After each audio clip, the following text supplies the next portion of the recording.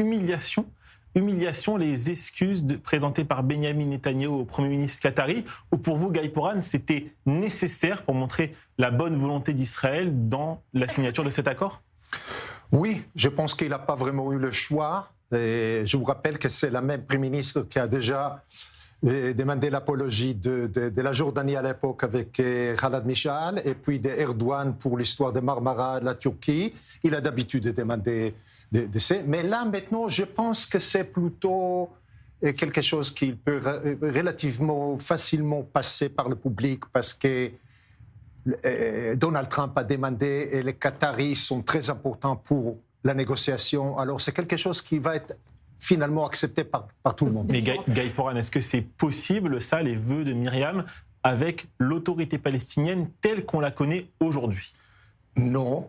Mais déjà, tout le monde, même la plante de Trump, a déjà dit clairement qu'il y aura une réforme, il y aura une autre autorité palestinienne qui va participer dans le contrôle de Gaza. Mais ce qu'elle a dit le dame, c'est que l'éducation, c'est quelque chose qui n'est pas court terme, c'est très très très long. Alors d'avoir un esprit que les choses ici, d'avoir une génération qui est éduquée pour une autre chose et pas pour l'Inde d'Israël, bonjour, ça va prendre une vingtaine d'années. Au milieu, il faut faire des mesures que, même s'ils détestent Israël, mais les réalités sur le terrain, les accords, les façons sur lesquelles le pratique marche, gardent pour qu'il y aura une sécurité pour les deux côtés, il y aura un horizon politique pour les Palestiniens là-bas. Et après, doucement, ça va prendre beaucoup de temps d'échanger l'état d'esprit d'éducation. Ce n'est pas court terme. Juste en phrase, je voudrais rappeler M. Habib que le vice-président, Vance, a déclaré que les États-Unis voudraient voir que la Cisjordanie et le Gaza sont contrôlés par le peuple qui habite là-bas.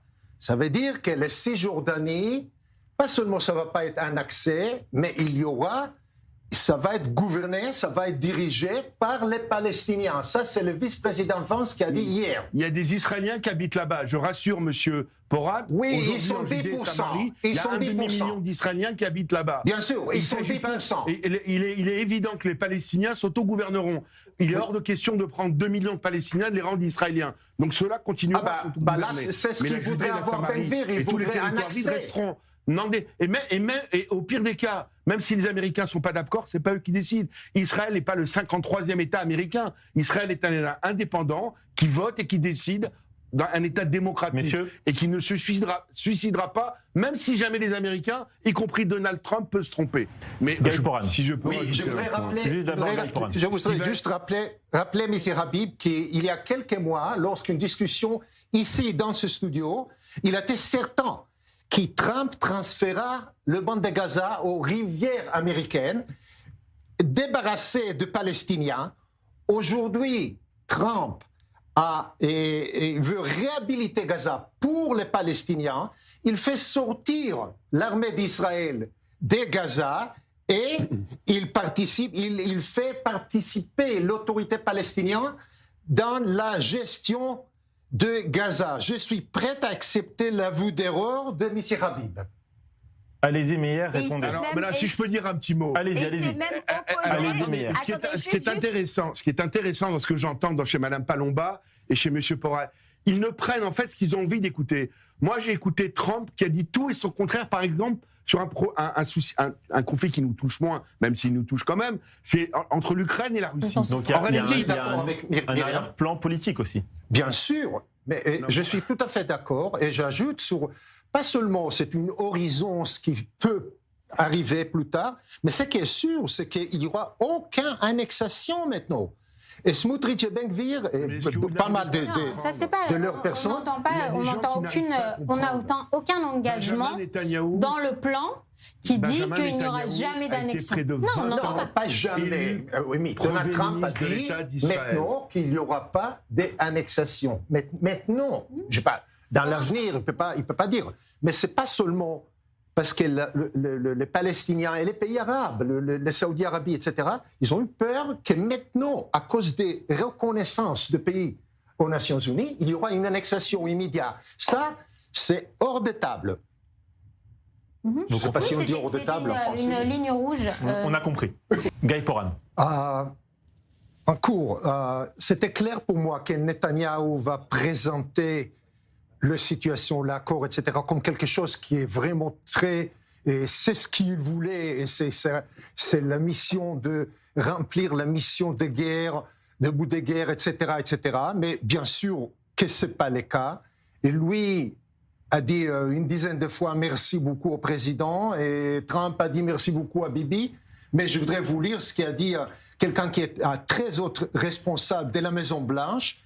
Il a dit « Tout le monde, et je dis bien tout le monde, est épuisé par Netanyahou ». C'est tellement pas intéressant. C'est une fuite dans les coulisses de quelqu'un d'anonyme qui a dit qu'il en avait marre de Netanyahou. Non, mais c'est vraiment pas ça qu'on retient d'une soirée comme celle-là. C'est très clair qu'on est obligé de tirer ça. Il y a des moments où il faut laisser de côté l'hostilité de côté être d'accord. Il y a un seul but pour ce peuple, c'est d'arriver à la paix. Est-ce que M. Habib il parle en même temps? C'est normal. Aujourd'hui, le naturel revient au galop. La haine de Netanyahou est plus forte que tout. Mais c'est terrifiant. Moi, ce que j'aimerais savoir, c'est quelle est la solution pour les Palestiniens en fait. Et les décisions, c'est d'essayer de faire la paix avec Israël. Alors s'il faut le tenter, on revient en plateau à Tel Aviv. Vous avez le Premier ministre Monsieur Habib, il y a deux autres. Vous avez parlé pendant 20 minutes et pour la première phrase que j'ai dit, vous recommencez de parler pendant un quart d'heure. Allez-y, Guy. Alors, vous n'êtes pas Donald Trump et on est 4 ici pour pouvoir parler. Et moi, j'ai le droit comme vous. Alors, moi, ce que j'écoutais, c'est très clair que la Maison-Blanche a un plan, il a bien parlé de paix, pas pour Gaza, pour la région.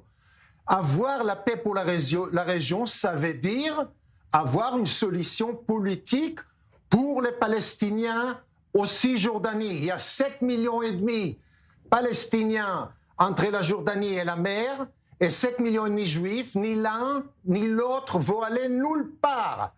Et les seules façons d'avoir une solution permanente et pas d'avoir la guerre continue, intifada, guerre, intifada, intifada, c'est d'avoir un accord. C'est exactement ce que moi, j'ai écouté de la part de Donald Trump et ça va venir parce que c'est les seules solutions pour cette région. Nous, on n'a pas de choix. Il n'y a aucune alternative. Les Arabes, comme les Arabes de Gaza, sont allés nulle part. Je me souviens bien, vous avez proposé qu'ils vont aller dans le pays différent, ils vont partir ici, ils vont partir là-bas. Tout ça, c'était le fantaisie. Alors nous, on ne veut plus de fantaisie. On veut avoir des réalités. Les réalités, c'est qu'il y a 2 peuples ici et qu'il faut avoir un accord de paix entre les 2 peuples. Il n'y a pas de choix. Merci pour m'écouter. Myriam Shermer, lorsque Donald Trump a remercié